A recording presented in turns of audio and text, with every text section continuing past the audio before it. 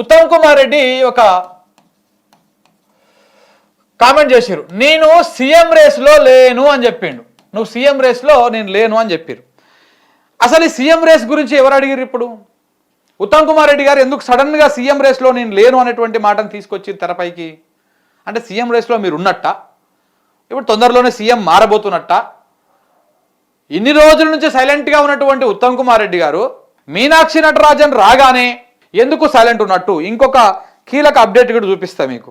ఓవైపు ఉత్తమ్ కుమార్ రెడ్డి మాట్లాడుతూ ఉన్నాడు, మరొక వైపు బక్క జడ్సన్ లాంటి వాళ్ళతోటి జానారెడ్డి కీలక చర్చలు చేస్తూ ఉన్నాడు. ఇవన్నీ దేనికోసము? దీని సైన్ ఏంటి? దీని ఉద్దేశం ఏంటి? ఇవి కూడా మాట్లాడాలి. ఉత్తమ్ కుమార్ రెడ్డి ఎందుకు మాట్లాడాల్సి వచ్చింది అట్లా? గతంలో ఇదే సీఎం రేస్లో ఉన్నటువంటి వాళ్ళు ఏ రకంగా సైడ్ అయ్యారు, ఇప్పుడు ఈయన ఎట్లా చేస్తూ ఉన్నాడు? ఇప్పుడు గతంలో ఉత్తమ్ కుమార్ రెడ్డి ఎందుకు మాట్లాడాల్సి వచ్చింది చర్చిద్దాం. ఇప్పుడు దానికంటే ముందు పొంగులేటి నేనే నెంబర్ 2ని, నేనే కాబోయే సీఎంని అన్నట్టుగా ప్రచారం చేయించుకున్నాడు.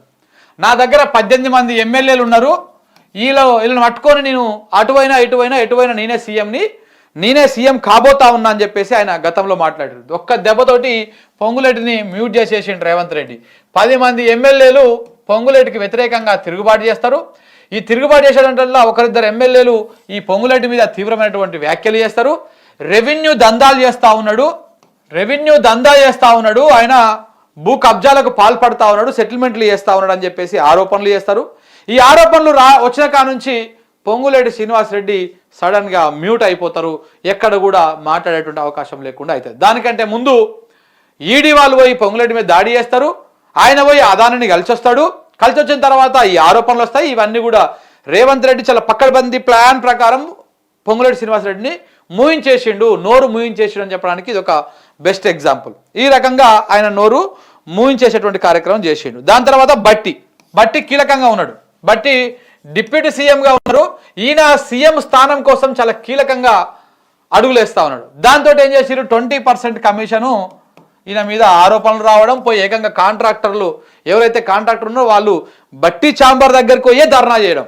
ఆయన డిప్యూటీ సీఎం, ఆర్థిక శాఖ మంత్రి, ముఖ్యమంత్రి గారి దగ్గరనే హోంశాఖ ఉన్నది. వీళ్ళందరికీ ఎవరికి తెలియకుండా ఇంటెలిజెన్స్ సపోర్ట్ చేయకుండా ఉంటే ఏకంగా కొంతమంది ఒక 50 మంది కాంట్రాక్టర్లు బట్టి ఛాంబర్ దగ్గరికి పోయి ధర్నా చేసేదాకా ఇంటెలిజెన్స్ వ్యవస్థ, పోలీస్ వ్యవస్థ ఏం చేస్తూ ఉంది, పొలిటికల్ ఇంటెలిజెన్స్ ఇదంతా కావాలని చేసింది. బట్టిని 20% కమిషన్ తోటి సీఎం రేసుల నుంచి బట్టిని కూడా తప్పించేసిండు. ఇంకా ఇప్పుడు ఉత్తమ్ కుమార్ రెడ్డి వచ్చిండు లైన్లకి. ఉత్తమ్ కుమార్ రెడ్డి దేనికో ఎట్లొచ్చిండు? మీనాక్షి రాజులు వచ్చిన తర్వాత రేవంత్ రెడ్డి తోకలు ఈకలు కట్ చేసేటువంటి కార్యక్రమాన్ని విజయవంతంగా ఆమె చేస్తూ ఉన్నది. సైలెంట్గా ఆమె పని చేసుకుంటూ పోతా ఉన్నది. ఈ క్రమంలో ఉత్తమ్ కుమార్ రెడ్డి చేసినటువంటి నేను సీఎం రేస్లో లేను అన్నటువంటి చేసిన మాటలు ఆయనను మ్యూట్ చేసినందుక, లేకపోతే ఆయన రాబోయే కాలంలో ఆయన సీఎం కాబోతా ఉన్నాడా? ఈయన ఈ రకంగా ఇక్కడ మాట్లాడడము,